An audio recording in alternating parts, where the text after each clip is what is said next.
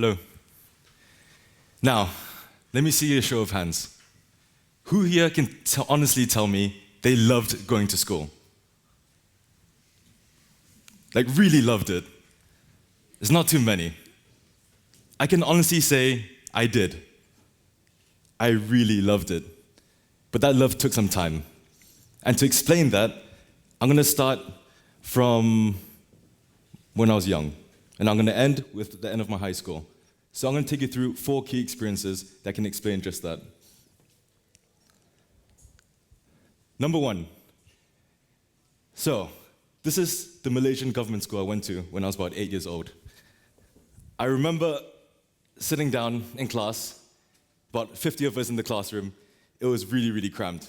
And most of us didn't finish our homework, so we wouldn't get punished.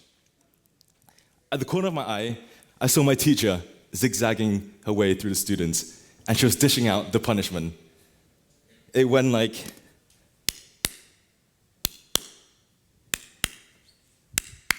If you could guess what that is, those weren't her shoes. That was the sound of a long, thin bamboo stick hitting the hands of students.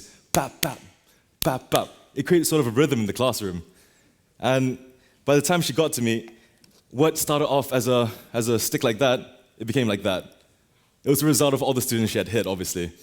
So I was expecting a less severe punishment, something a bit softer maybe. So I sat down and I anticipated. I said, okay, it's coming.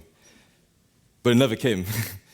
Instead, the words, 林阳俊, 你去买另外一个, translated from Mandarin, Tristan, go buy me another one. So she gave me some money. I went downstairs. I went to the bookstore, bought a new one, came back upstairs, sat back down, gave it back to her. She said thank you, not with words, but with a... Number 2.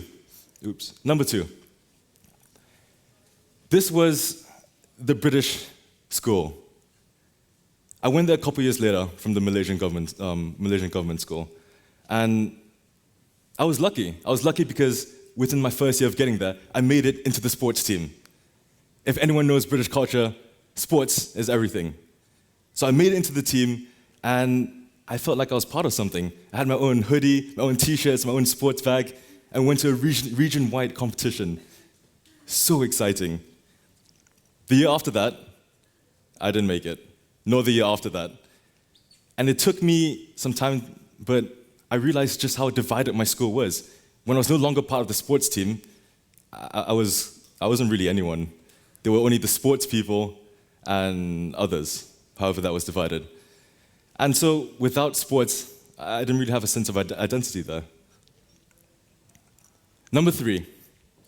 Number 3 is the American education system for me. I was sitting down in an auditorium like this, just as all of you are sitting right now. And it was awards night. What that meant was that the school was commending its students for all the efforts they had put in. Now, I didn't expect to get an award. And so I just waited. I sat down, I waited as cycles of cheers erupted based on the awards coming out. There was hardest working, most improved. And then something weird happened. I heard, Tristan Lim. Huh. I was a bit confused. So as I made my way up to the stage, I didn't really hear what the award was for. I walked across the stage and I accepted the certificate.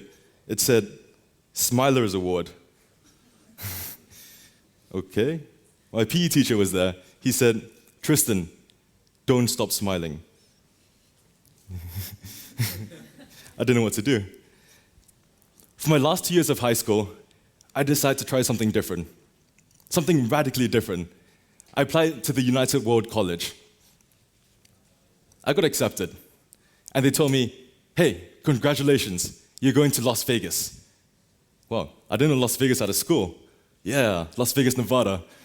But then they said, no, actually, sorry, it's Las Vegas, New Mexico. So I had to Google what Las Vegas, New Mexico was precisely. Well, it was a town of 13,000 people. And then they told me, wait a second, you're not actually going to Las Vegas, New Mexico, you're going to a place close to Las Vegas, New Mexico called Montezuma. Montezuma? Right.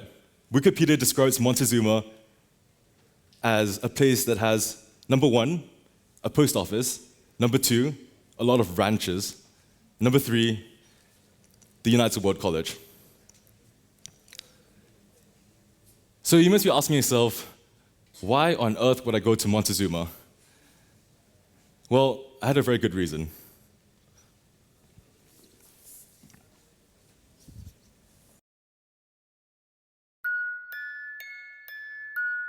Have you seen Harry Potter? You go to this place, it's called Hogwarts. But Hogwarts doesn't exist. It's a product of unrestrained imagination. But that is UWC over here. It's a product of unrestrained imagination of Kurt Hahn 50 years ago. Kurt Hahn believed that bringing a diverse group of people together for a transformational learning experience could create a more peaceful world. This is the idea behind the first United World College and what we call the UWC movement today. It's more about ideals rather than just an organization that look for education around the world. There's a whole graduate network. There's a community of people who together have certain ideals about what education should look like and what role education can play in the world. All of us in all the schools and colleges care passionately about injustice in the world and want to do something about it. Every UWC is seeking to find ways of influencing younger children. But if there's one common idea we all have here at UWC, is that we want to achieve something, we want to be better, we want to learn from other people. I understand also Malala and me and my friend, I understand the rights of girls and education. To whatever scale we are working and we're living in, is just leading by example and living by the values that we believe in. Although she is from USA and I'm from Ethiopia, I'm also blind, but still we are best friends. When you do something that makes you come alive, there's a spark. And you can end up sparking those around you. And I think that's what UWC does, is it makes people come alive and understand who they are and what they want to do. And when they go out in the world like that, it ends up changing it.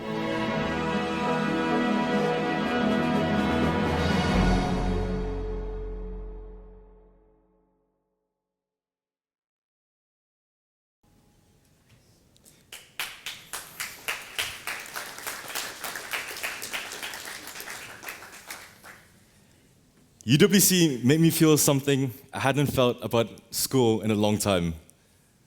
I felt excited. I was excited to be part of Kurt Hahn's unrestrained imagination, this project, this revolution.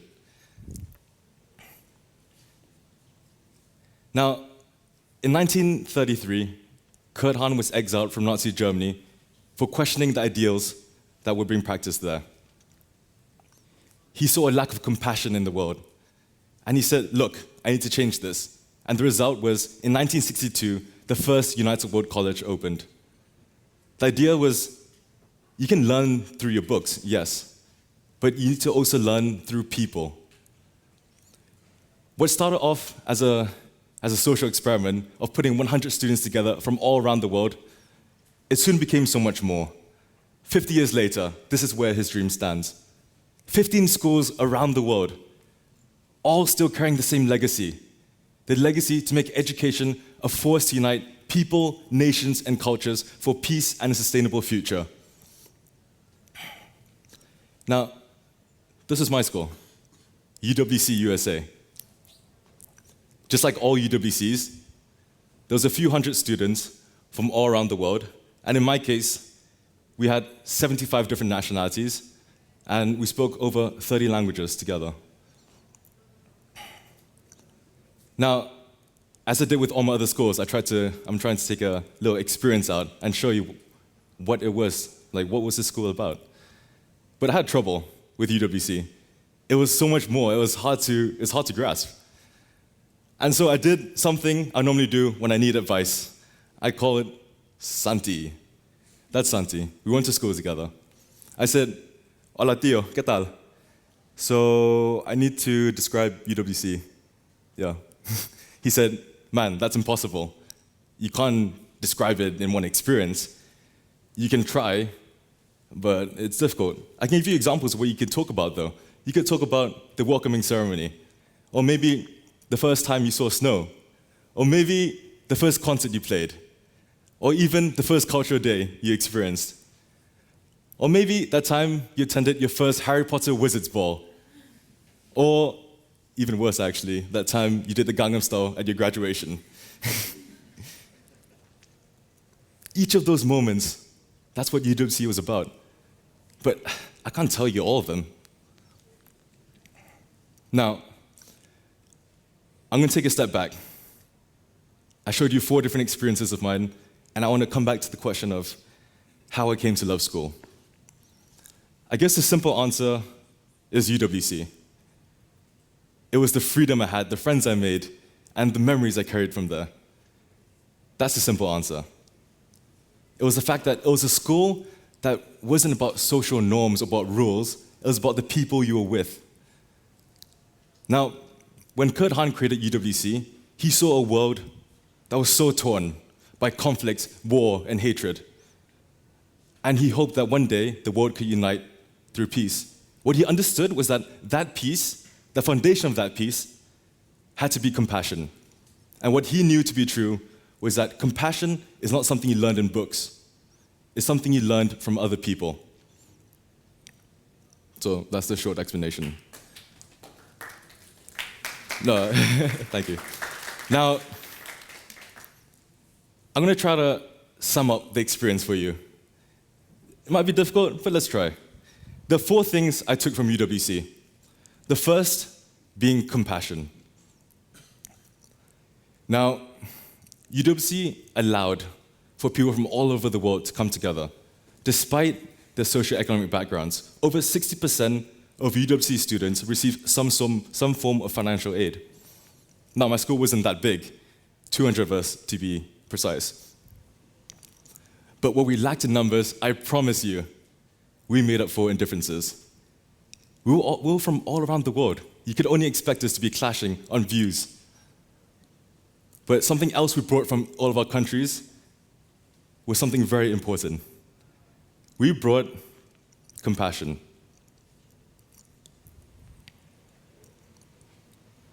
Second, community.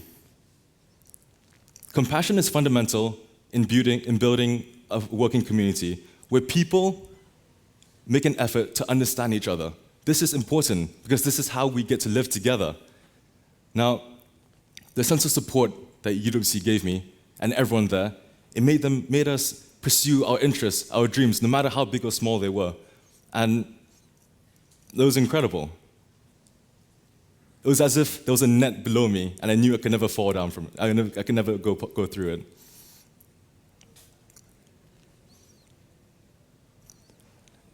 Failure. Failure. It's common to say that the easiest way to learn about failure is by failing often. Now, it's not about how you fall down, but about how you get back up, as they say.